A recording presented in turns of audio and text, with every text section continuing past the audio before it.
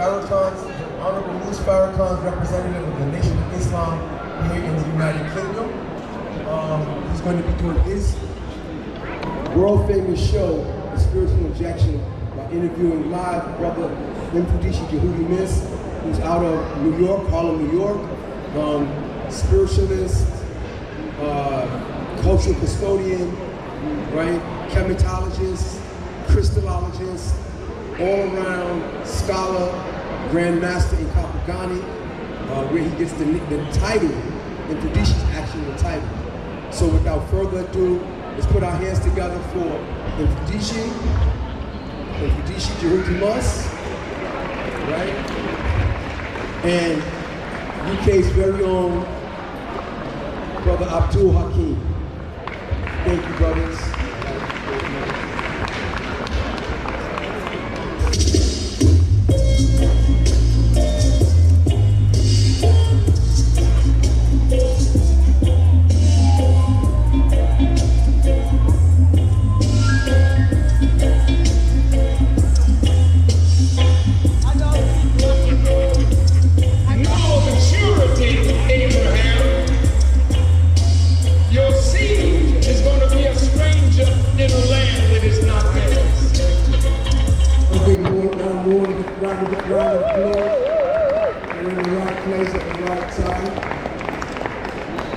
But we would be remiss in our duty if we didn't thank the organizers and the main organizer, Brother Andrew Linder. Let's give him a big massive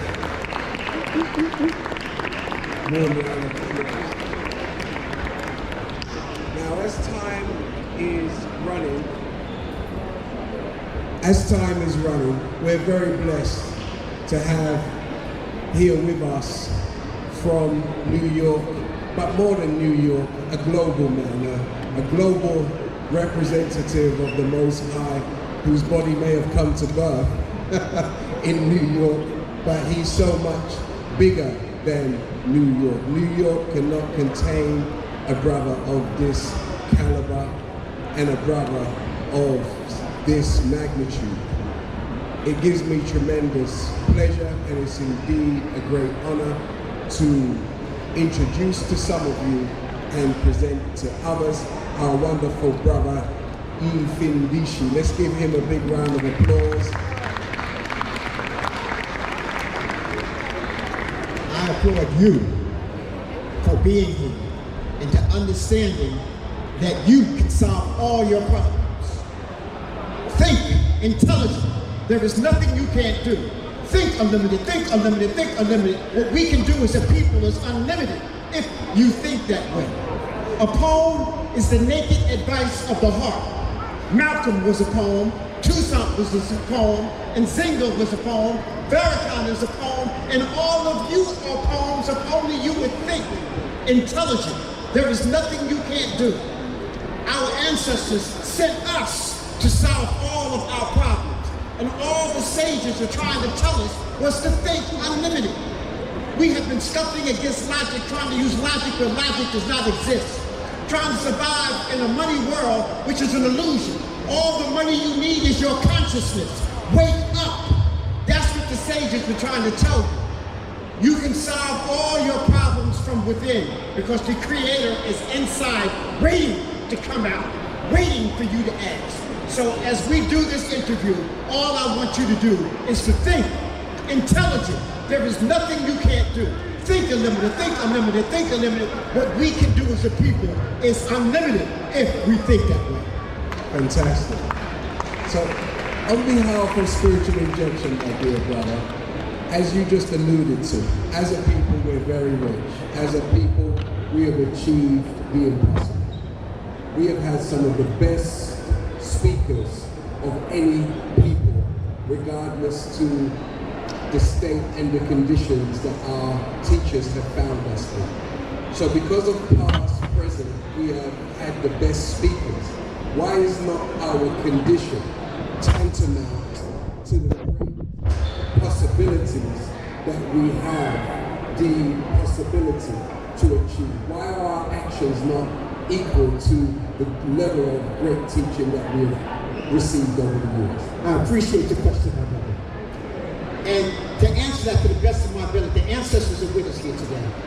And I want to say this, that if you are upside down, inside out, and backwards, even if I give you some good information, you can't do nothing with it. Did you hear what I said? So no matter how profound the speaker, if your paradigm is white magic, if your paradigm that Europeans are at the top of the totem pole, if you've taken on the illusion that they're superior and you're inferior, if you've taken on the illusion that they're rich and you're poor, if that's in the back of your head, even if I give you some liberating information, you're upside down, you can't even use it.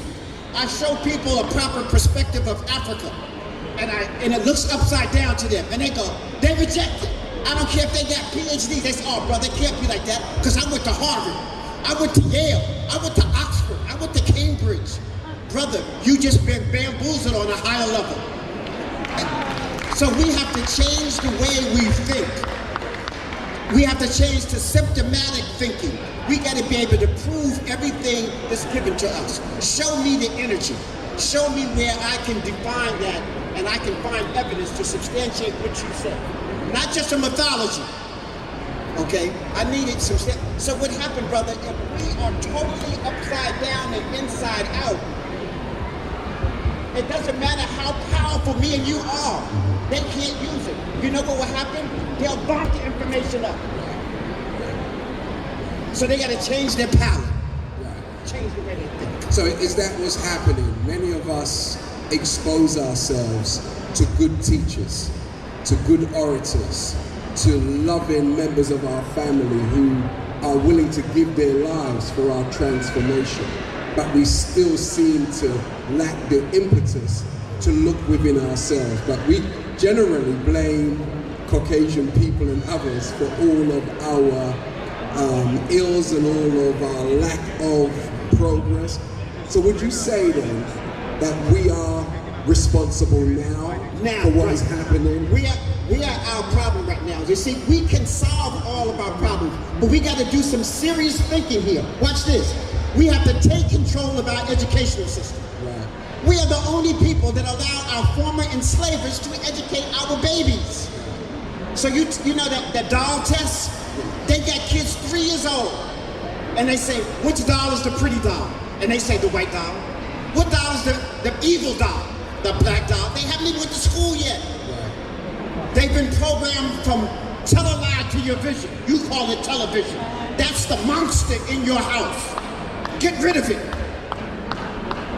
Now you got to take control of those babies' education at 3 and 4 years old. In fact, black people invented preschool. Right. And the Europeans said, oh, wait a minute. We got to undo this positive work they were getting at home. So we're going to make preschool free and take it out of the home. We're going to get them at 3 and 4.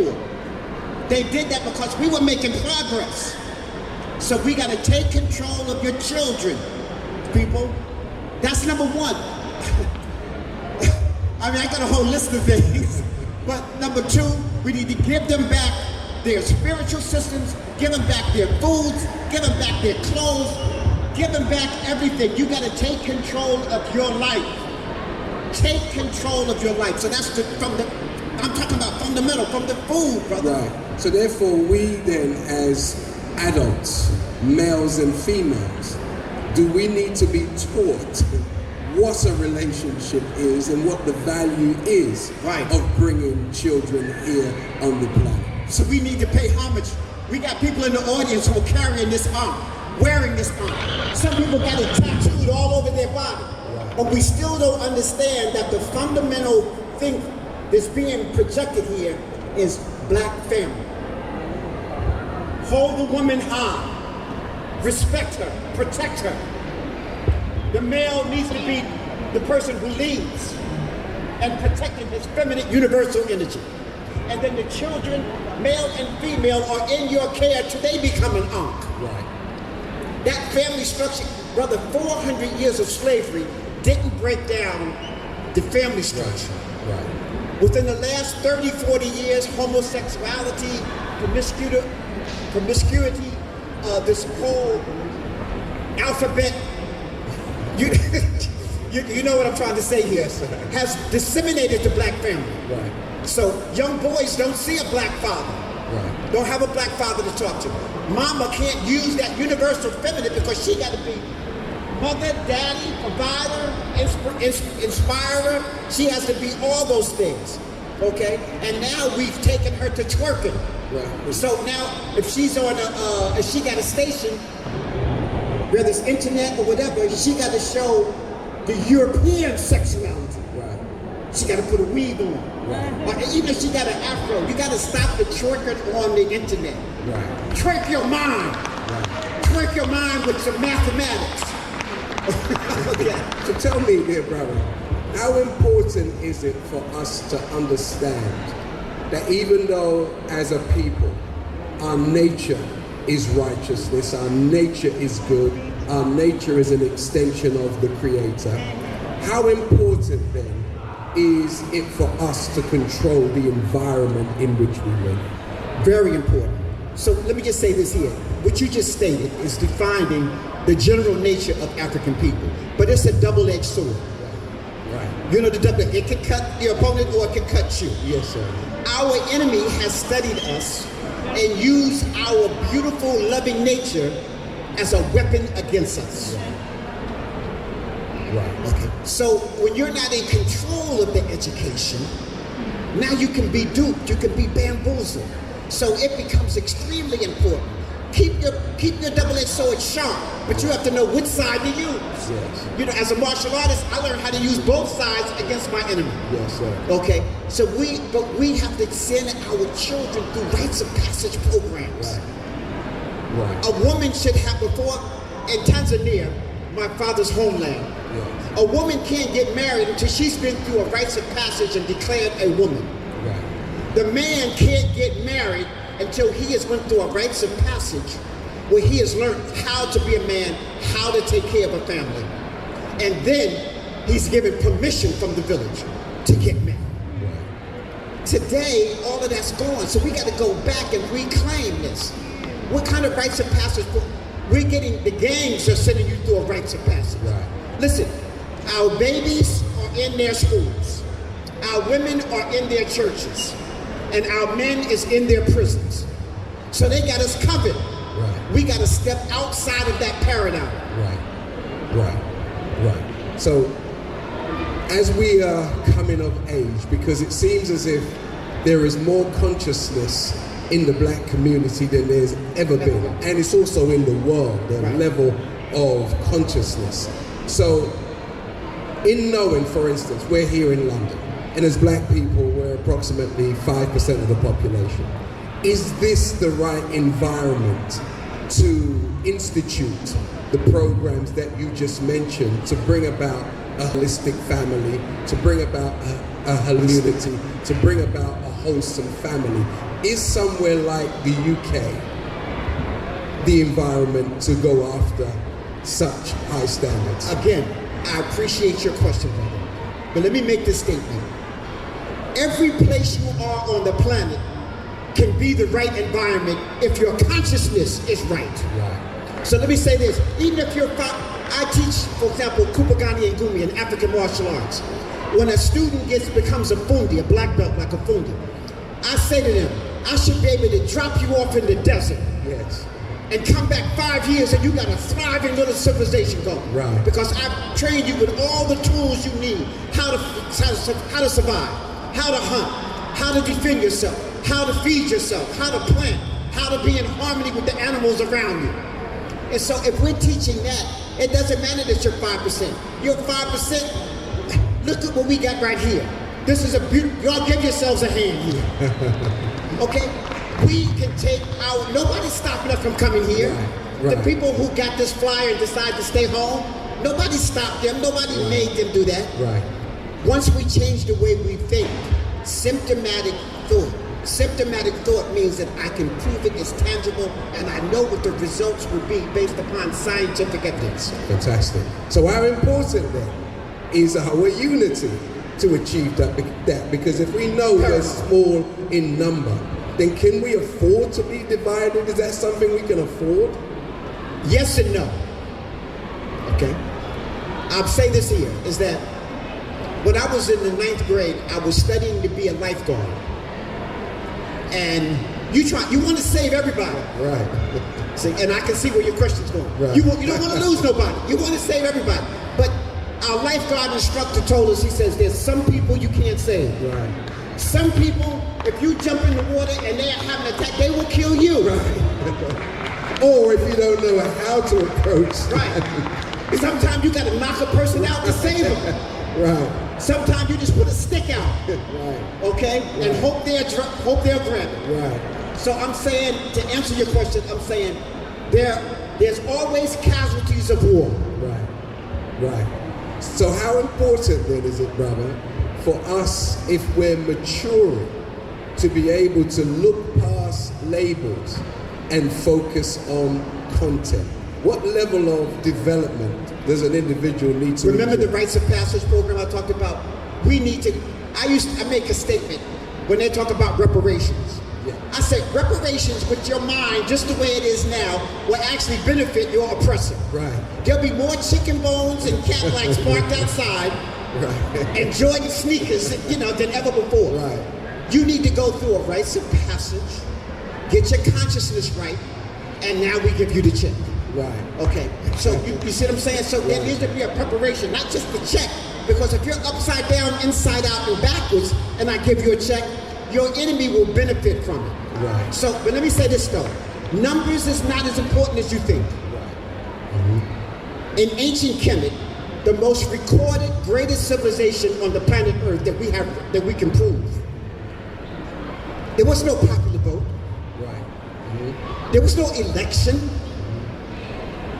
And yet we had 4,000 years of continuity.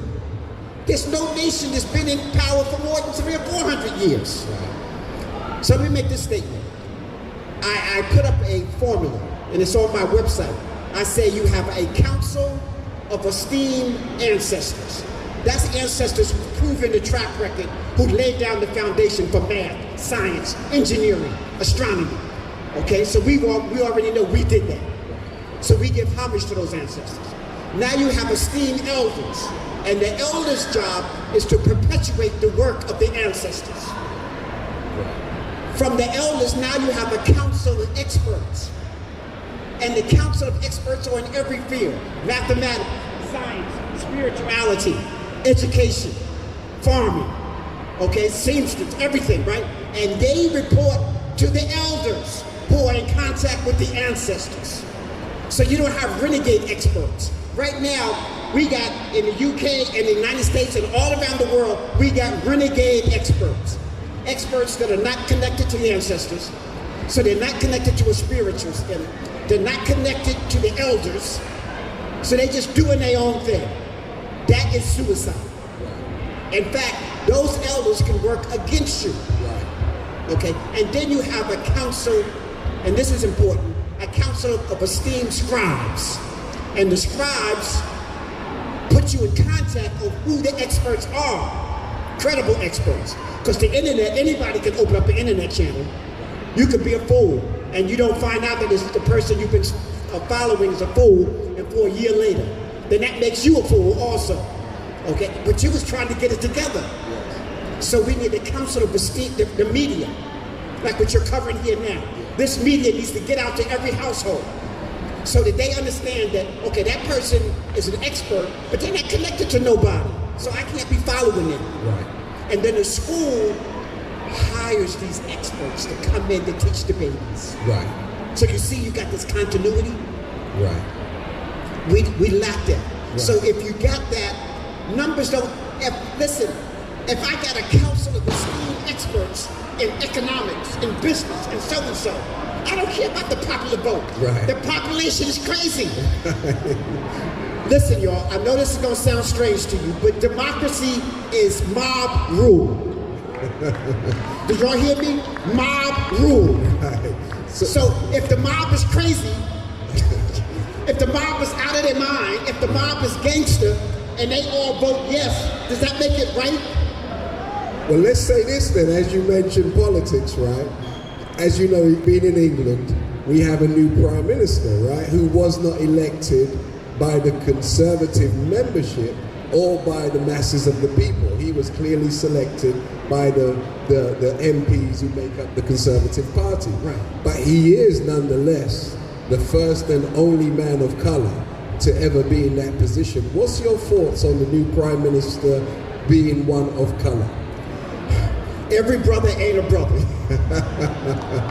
Do I need to say anything else?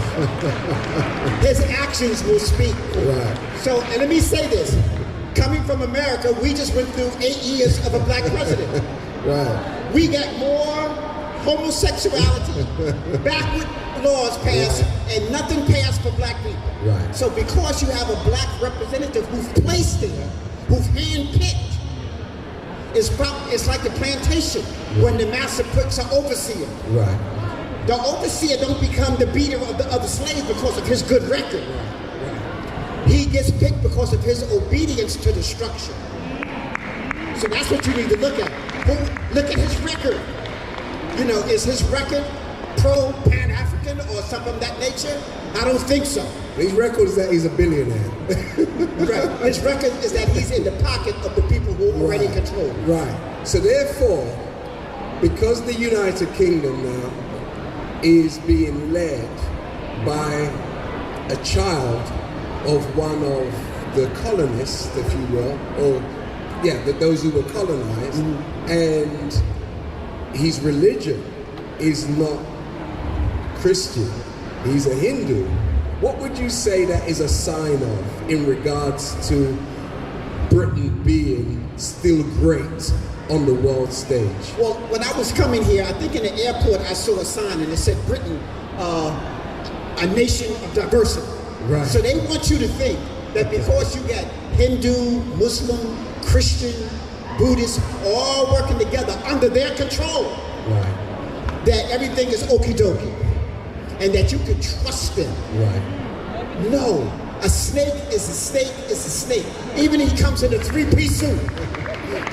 So what would you then advise our brothers and sisters in regards to those who are looking at this as a great achievement for people of color? Keep both eyes open and check his record out and make him accountable for everything he does. Very good. You see, what happened is that we didn't make Obama accountable to black people.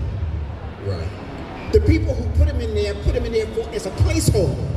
Right. The LBJ community had a platform, and they made him accountable. The Jews had a platform, they made him accountable. We as an African people collectively, here in the UK, you have to have a platform and make him accountable. Right. And then he'll show you who he is based upon his accountability. Okay, very good. So as time is on us, in regards to the time in which we're living, we're obviously not living in a time like any other time. This is a time of world confusion and very imbalanced, volatile world in which we're now living, where we could end up going in any direction on a dime.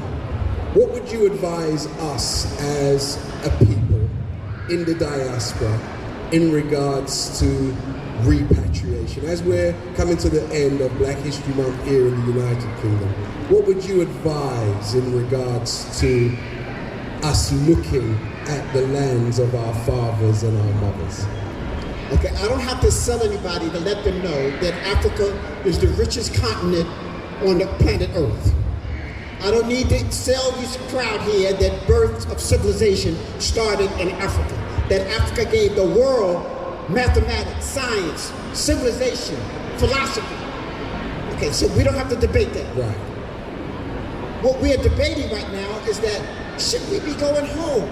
I mean, that shouldn't even be a debate. That shouldn't be But a question. Africa, at the moment, is not rich for us, and it's not rich for African But people. Africans in the diaspora, you are the answer.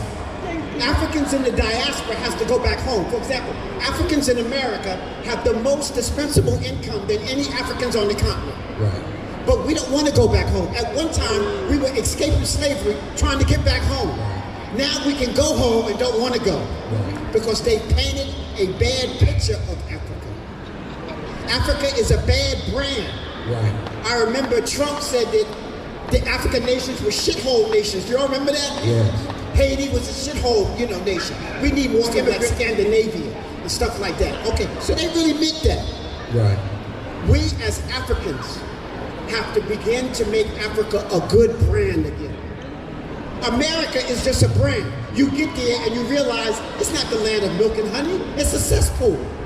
You realize that this is an illusion, but everybody still want to go because they created a good brand. Now we have to make Africans in the diaspora here in the UK, whether we're in France, where we are, we got to make Africa a good brand. And yes, Africa has room for us to come back home. Africa has the wealth, but don't come back begging. You got to come back with resources. You got to come back with skills. You got to come back as a developer, not as an exploiter. We got a lot of Africans coming back and they Afropeans. Right. They just taking the place of the Europeans. No. Right. So therefore, because so many of us have lived all the days of our lives in the West, it's not possible for us to not have taken on some of the former slave masters' ways. So what would you say in regards to, prior to going back home, purging oneself of European norms and values? Excellent. I really appreciate that question. Remember I talked about a rites of passage program? Yes, sir. So you need to have a rites of passage program to prepare yourself to go back to Africa. If for example, if you're going to Ghana, maybe you might want to take a class in some Ashanti tree, right, or God, or something, so that you can assimilate. You don't want to be like a sore thumb sticking out. You want to go back showing the Africans. If you're going to East Africa, maybe you want to learn some Swahili, so you can go back and at least say, Hujambo, to the brother. And they feel like, okay, the brother's trying. He messed up that pronunciation, but, we can work with that, okay? So do some studying. Don't come back with a superior attitude. Like here in the UK and in America, it's the instant disposable. We want it like right now. Right. I remember having dinner in Ghana, and the restaurant said it might take up to 3 hours for your dinner to be prepared, right? So now you're like, wait a minute, I come from London, I ain't waiting no 3 hours. I'm out of here. We just sat there patiently, looked at the ocean, we did some other things, we talked, we had a nice family discussion, and then dinner was done now. So we have to learn to get off of our head. Remember I said we were upside down, inside out, and backwards? You can't go back to Africa like that, or you'll be part of the problem. Right. You got to get right side up. Learn your culture is your medicine. I want to say that again. Your culture is your medicine. We talked about this earlier. We used to be the most long-lived of people. Now we got the shortest lifespan because we've adopted somebody else's culture. We got a deity that don't look like us. We go to school and they're teaching us not about us. I bet you all know more about Britain history than you knew African history. In Jamaica, you know more about Britain history than Jamaican history. In America, some Jamaicans. Okay. In America, we know more about American history than Africans struggled in America. So we got to change that paradigm. Right. Now you're prepared to go back to Africa. Right. You go back to teach. You go back to assimilate. You go back to build. See, we got to go back to Africa with a different philosophy. We're not going back to escape the white man. Right. We're not going back to escape the Western world. Right. We're going back to build a new future. Right. Right. So therefore, what type of transferable skills do you think we in the West possess that Africa is in very immediate need of? Yes, the trade skills. The trade. When I was coming up, you used to take mechanical drawing, you had wood shop, you had metal shop, you had electrical engineering, you had auto mechanics, and you can get skills in those areas. Africa needs all those skills. They need to be able to build. They need to be engineering. Those are the type of skills we need. Everybody don't need to go to college. They just messing your head up there. Now, I'm not anti-college, okay? Both of my children went to college, and you know what I told them? You're not going to get an education in college. All you're going to get is a key that will open some doors that might be closed to you if you don't have this education. But your real education is reading these books your daddy got here. Yeah. It's sitting and listening to John Henry Clark, listening to Dr. Bing, Listen to Phil Valentine. Listen to all of these. That's where you're going to get real education. So we have to re-educate family time. In my house, from 7 to 8:30 was study time. That means mama, daddy, children, everybody cracked the book open. Very good. No TV. I grew up with no television in the house. My children, 40 years old, still don't have a TV. Very good. Okay, so we got to re-educate ourselves and take control. Nobody's stopping us from taking control of ourselves. Right.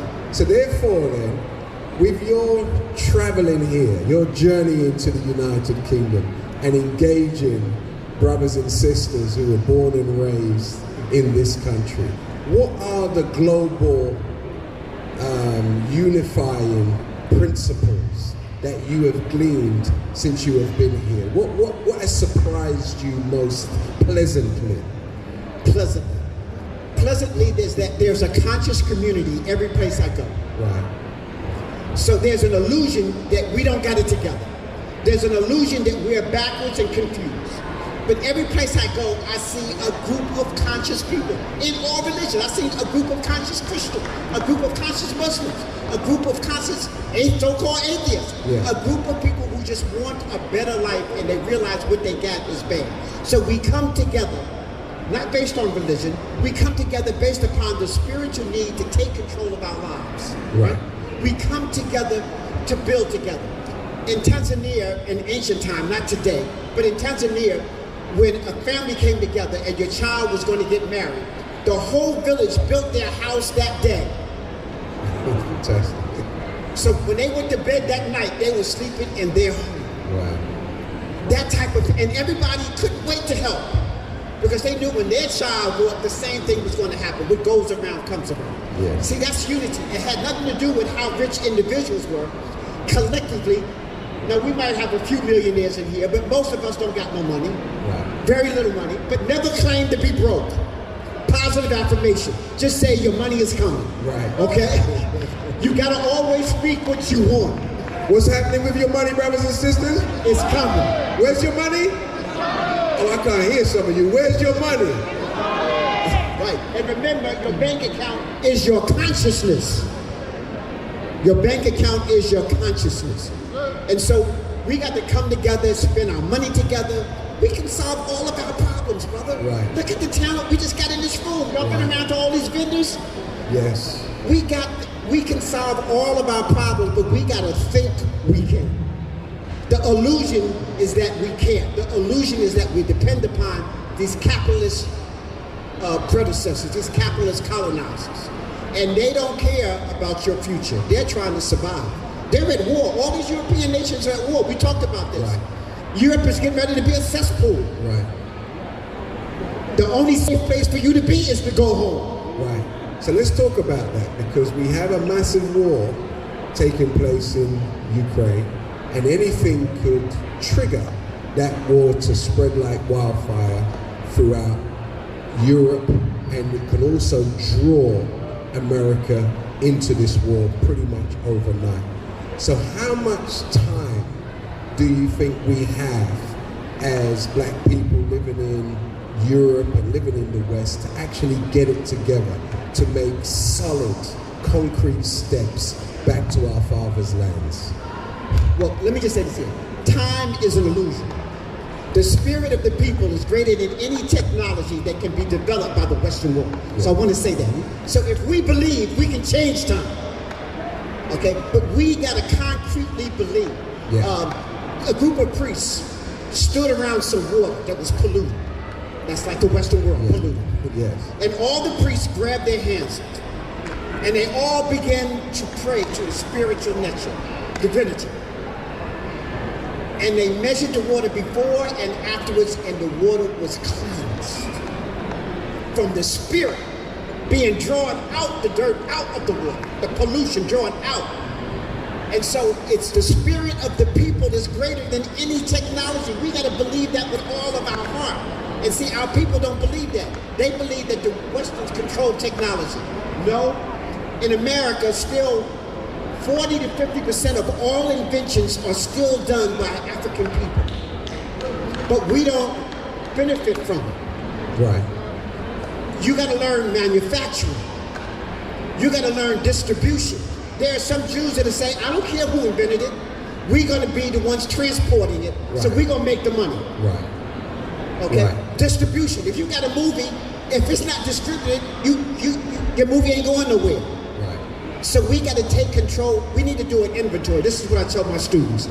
Take an inventory of everything you need to survive. Whether that's transportation, food, because they can use food as a weapon. Right. Food is a weapon. Food is more powerful than an atomic bomb. And we don't, for example, we're looking at Nigeria. They depend on foreign nations to feed them. They import almost all of their food.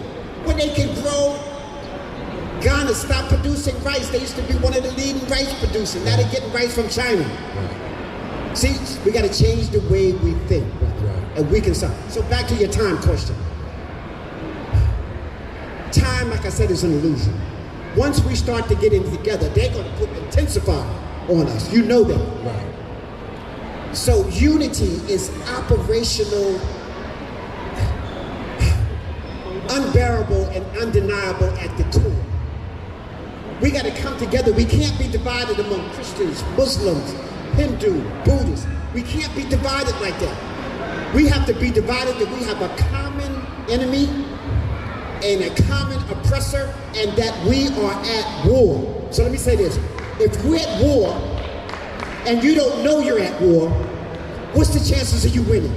Very slim. 0, not even 1%. So we have to let every African person know we're at war. You're at war for your family, you're at war for your culture, you're at war even for your own history. They've stolen your history and falsifying it. So we're at war, brother and other. So we need inventory. You do your inventory, I do inventory, we sit down and we compare notes. And then we come up with a solution. My father said, I don't care who caused the problem. If you're involved in the problem, you need to be part of the solution. So you mentioned the importance of food, and food being more powerful than an atomic bomb. So how important is it for us as a people to start thinking in terms of owning land? And where is the best place for us to start purchasing large tracts? Malcolm told us that land is the only thing ain't nobody making no more of. Right. Okay, that's almost a direct quote from El Hajj Malik Shabazz. Okay, so we, listen, for example, as much money as Africans have in America, we only represent 3% of the nation's wealth because we don't own land. Right. So why have we not got it up to this point? We eat every day, right?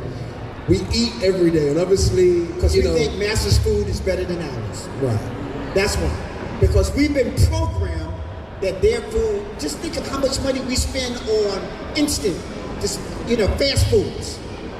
The poorest people spend the most money for food. My parents didn't even know there was a depression in America because they had their own farm, they grew their own food, they made their own clothes. There was segregation, so they couldn't even be around the Europeans, so they didn't even know it was a depression. You see what I'm saying? Yes. So we need to go back to that. There's a sister over here with the seed colony, teaching you how to plant seeds. You can do all your herbs on your windowsill. You don't even have to have land. We need to support black farmers. Buy Africa. Me and Brother Yawna, we got a 100-acre farm in Ghana. So that was the first thing we said we need to do. Before we start putting buildings up, we need to be able to feed the people. Remember, food is a weapon.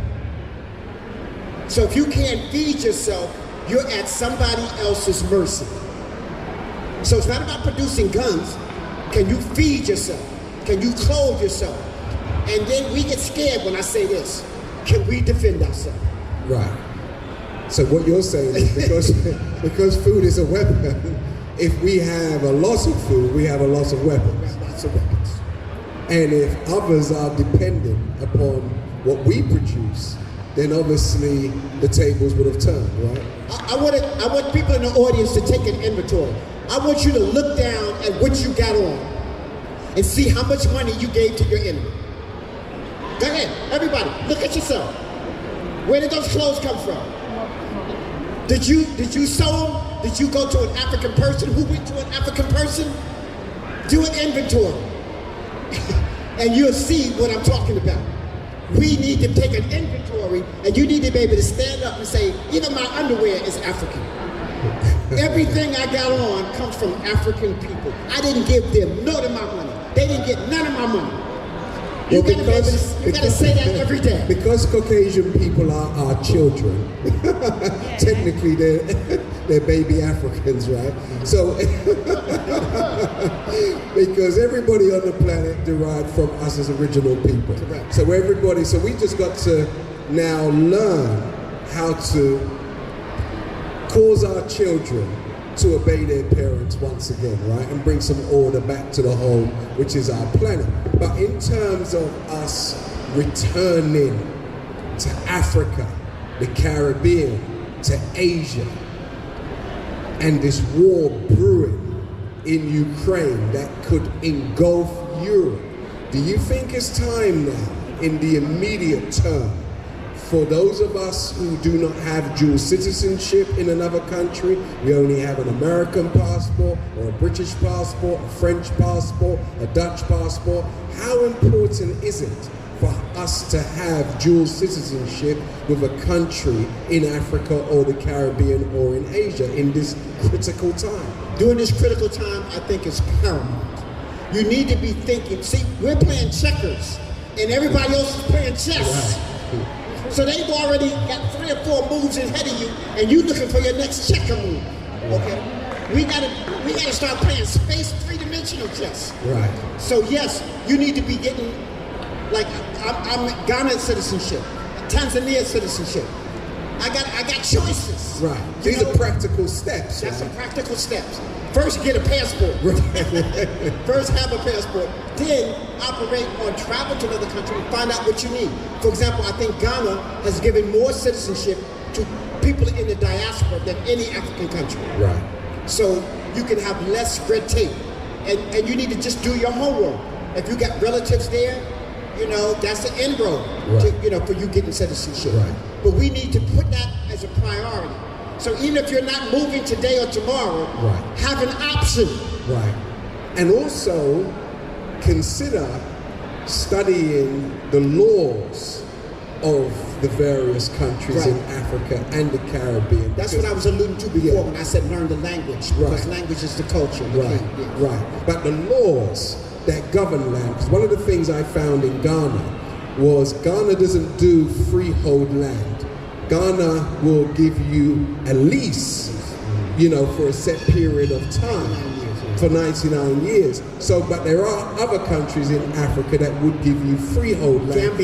Gambia, and also many countries in the Caribbean. So those of you who want land that you can bequeath to your children for countless generations, it might be wise for you to do some research. So just as we close, my brother, because the bell has rung, please share some closing remarks with our beautiful audience.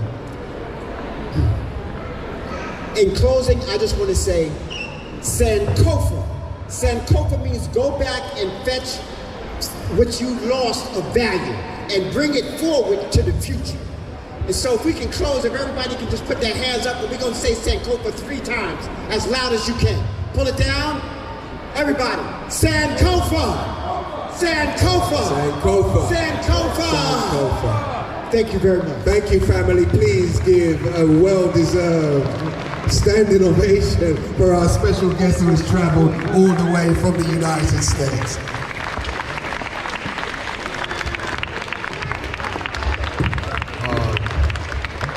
I think both of these brothers deserve more than a round of applause. Look at this love. Black love is black unity and it's black power. Let's give them a round of Sankofas, like 3. Sankofa! Sankofa! Sankofa! Sankofa! Sankofa! Sankofa! Thank you, brothers.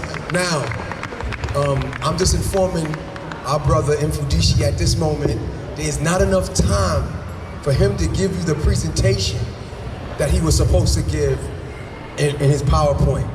So I'm gonna make a proposal. Tomorrow we have a free event at the Legacy Center for Excellence, right here in Birmingham.